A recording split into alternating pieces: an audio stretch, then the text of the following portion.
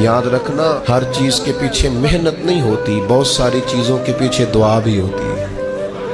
कभी माँ के हाथ उठे थे, उसने कहा था अल्लाह मेरे पुत्र नू इन्ना दई को सांभे आना जाए। कभी बाप ने कहा था कि इसने मेरी खिदमत की है, भूखा नहीं मरेगा कभी।